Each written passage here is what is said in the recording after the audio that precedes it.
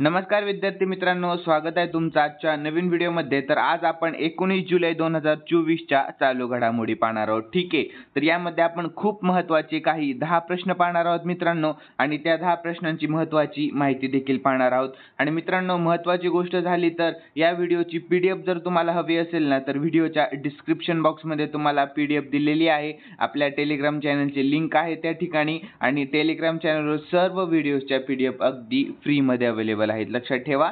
तर न वेळ वाया घालवता मित्रांनो, प्रश्नाला सुरुवात करूयात। पहिला प्रश्न आहे, कोणत्या देशात परराष्ट्र मंत्री एस जयशंकर यांनी भारतातील पहिल्या परदेशातील जन औषधी केंद्राचे उद्घाटन केलेले आहे? लक्षात ठेवा।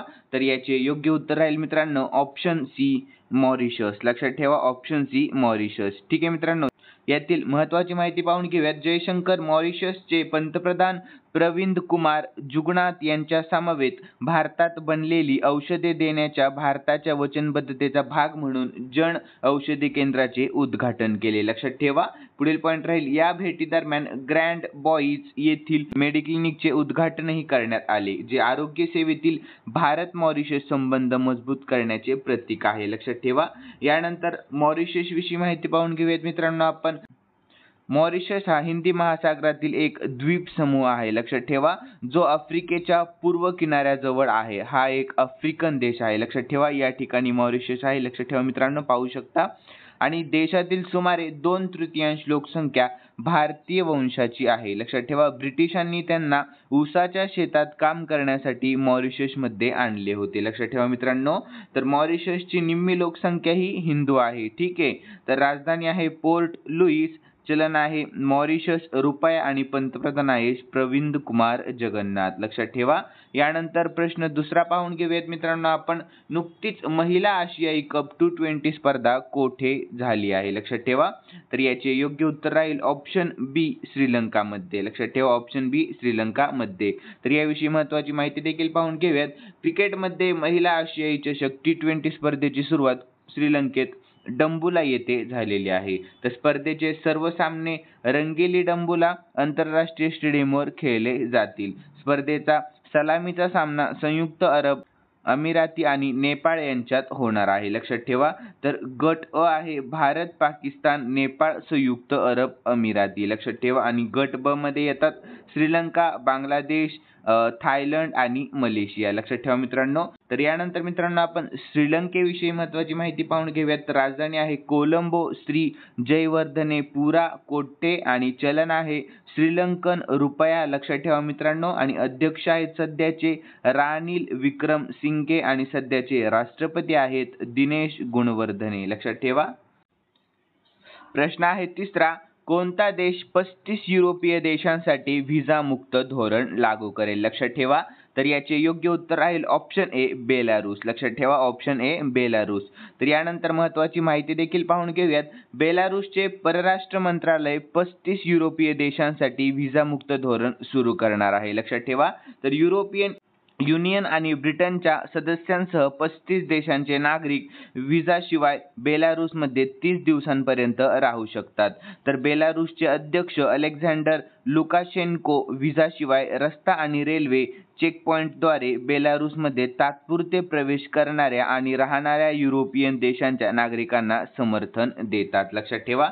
तर बेलारूसची राजधानी आहे मिन्स्क, लक्षात ठेवा। आणि सध्याचे अध्यक्ष आहेत अलेक्झांडर लुकाशेन्को, लक्षात ठेवा। आणि चलन आहे बेलारूसी रुबल, लक्षात ठेवा मित्रांनो।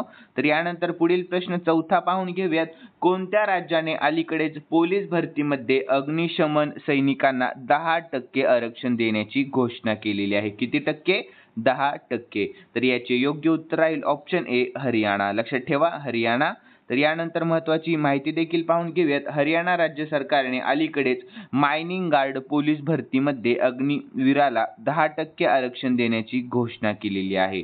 तसेच गट क पदाच्या भरतीसाठी 5% आरक्षण जाहीर करण्यात आलेले आहे। आणि याशिवाय उमेदवारांना उच्च वयोमर्यादेत शिथिलता देण्याबाबतही सांगण्यात आलेले आहे। या अंतर्गत अग्निशमन दलाला 3 वर्षाची अतिरिक्त सवलत दिली जाणार आहे, लक्षात ठेवा, खूप इम्पॉर्टंट माहिती आहे।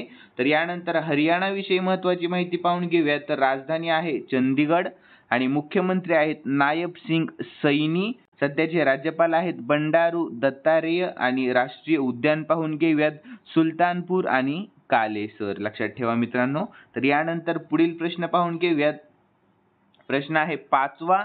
अलीकडे चर्चेत असलेला कीर्ती उपक्रम कोणत्या मंत्रालयाचा उपक्रम आहे? लक्षात ठेवा, खूप इम्पॉर्टंट प्रश्न आहे मित्रांनो. तर याचे योग्य उत्तर राहील ऑप्शन ए, क्रीडा मंत्रालयाचा उपक्रम आहे कीर्ती उपक्रम. लक्षात ठेवा. तर याविषयी महत्त्वाची माहिती देखील पाहून घेऊयात. पॅरिस ऑलिम्पिकच्या पार्श्वभूमीवर सरकारच्या महत्त्वाकांक्षी Khelo India rising talent identification कार्यक्रम सुरू करण्यात आलेला आहे. लक्षात ठेवा. तर पुढील पॉईंट राहील त्याचा दुसरा टप्पा 19 जुलैपासून सुरू होणार आहे. यापूर्वी कीर्तीचा पहिला टप्पा यावर्षी 12 मार्च रोजी चंदीगडमध्ये लॉन्च करण्यात आलेला होता. ठीक आहे. तर यानंतर प्रश्न 6वा पाहून घेऊयात. नुकताच नेल्सन मंडेला दिवस कधी साजरा करण्यात आलेला आहे? लक्षात ठेवा मित्रांनो. तर याचे योग्य उत्तर राहील ऑप्शन बी, 18 जुलै रोजी नेल्सन मंडेला दिवस साजरा करण्यात आलेला होता. ठीक आहे. तर दरवर्षी 18 जुलै रोजी नेल्सन मंडेला आंतरराष्ट्रीय दिवस साजरा करण्यासाठी जग एकत्र येते, जो इतिहासातील सर्वात प्रेरणादायी व्यक्तिमत्वांपैकी एकाच्या जीवनाचा आणि चिरस्थायी वारशाचा सन्मान करतो. ठीक आहे. पुढील पॉईंट राहील संयुक्त राष्ट्र महासभेने नोव्हेंबर 2009 मध्ये हा दिवस साजरा करण्याची घोषणा केली होती. ठीक आहे. यानंतर 18 जुलै 2010 रोजी पहिल्यांदा हा दिवस औपचारिकपणे साजरा करण्यात आला. तेव्हापासून हा दिवस दरवर्षी 18 जुलै रोजी साजरा केला जातो. लक्षात ठेवा मित्रांनो. यानंतर पुढील प्रश्न आहे 7वा. अलीकडे कोणत्या ऑपरेशन अंतर्गत RPFने गेल्या 7 वर्षात 84,119 मुलांना वाचवलेले आहे? किती मुलांना? 84,119 मुलांना. तर याचे योग्य उत्तर राहील ऑप्शन ए, ऑपरेशन नन्हे फरिश्ते. कोणते ऑपरेशन? नन्हे फरिश्ते. लक्षात ठेवा. तर याविषयी महत्त्वाची माहिती देखील आहे मित्रांनो. रेल्वे संरक्षण दलाने RPF गेल्या 7 वर्षात भारतीय रेल्वेच्या विविध झोनमधील स्थानकांवर आणि ट्रेनमध्ये धोक्यात असलेल्या किंवा संभाव्य धोक्यात असलेल्या 84,119 मुलांची सुटका केलेली आहे. ठीक आहे. तर यानंतर ऑपरेशन नन्हे फरिश्ते पाहून घेऊयात मित्रांनो आपण. तर 2018 मध्ये RPFने रेल्वे स्टेशन परिसरात धोक्यात असलेल्या किंवा धोक्यात असलेल्या मुलांची काळजी घेण्यासाठी ऑपरेशन नन्हे फरिश्ते सुरू केले होते. लक्षात ठेवा. घरातून पळून गेलेल्या, त्यांच्या कुटुंबियांनी सोडून दिलेल्या, गरीब, अपंग किंवा अपहरणाला बळी पडलेल्या मुलांची सुटका करण्यावर लक्ष केंद्रित केले जाते. ठीक आहे. तर ही मुले असुरक्षित आहेत कारण त्यांना गुन्हेगारी, वेश्या व्यवसाय आणि संघटित गुन्हेगारी संघटनांकडून भीक मागण्यास भाग पडण्याचा मोठा धोका असतो. ठीक आहे. तर या मुलांची सुटका करून त्यांना जिल्हा बाल कल्याण समितीकडे सोपवणे हे RPFचे काम आहे. लक्षात ठेवा. खूप इम्पॉर्टंट माहिती आहे मित्रांनो. तर यानंतर प्रश्न पाहून घेऊयात आपण. 8वा प्रश्न. नुकत्याच झालेल्या जागतिक कनिष्ठ स्क्वॅश स्पर्धेत कांस्य पदक कोणी जिंकलेले आहे? तर याचे योग्य उत्तर राहील मित्रांनो ऑप्शन ए, शौर्य बावा याने. कोणी? शौर्य बावा याने. यानंतर मित्रांनो आपण महत्त्वाची माहिती देखील पाहून घेऊयात. भारताचा उगवता स्क्वॅशपटू शौर्य बावा याला WSF world junior squash championship 2024च्या उपांत्य फेरीच्या सामन्यात पराभव पत्करावा लागल्याने कांस्य पदकावर समाधान मानावे लागले. लक्षात ठेवा.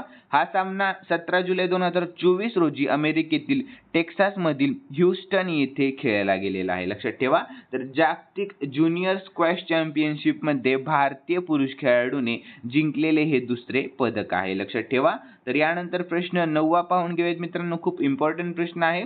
नुकतीच सर्वोच्च न्यायालयाचे न्यायाधीश म्हणून कोणी शपथ घेतलेली आहे? लक्षात ठेवा. खूप इम्पॉर्टंट प्रश्न आहे. तर याचे योग्य उत्तर राहील मित्रांनो न्यायमूर्ती N कोतेश्वर सिंग आणि न्यायमूर्ती R महादेवन यांनी, म्हणजे ऑप्शन डी दोन्ही. लक्षात ठेवा. तर याविषयी महत्त्वाची माहिती पाहून घेऊयात. तर न्यायमूर्ती N कोतेश्वर सिंह आणि न्यायमूर्ती R महादेवन यांनी 18 जुलै 2024 रोजी सर्वोच्च न्यायालयाचे न्यायाधीश म्हणून शपथ घेतलेली आहे. केव्हा?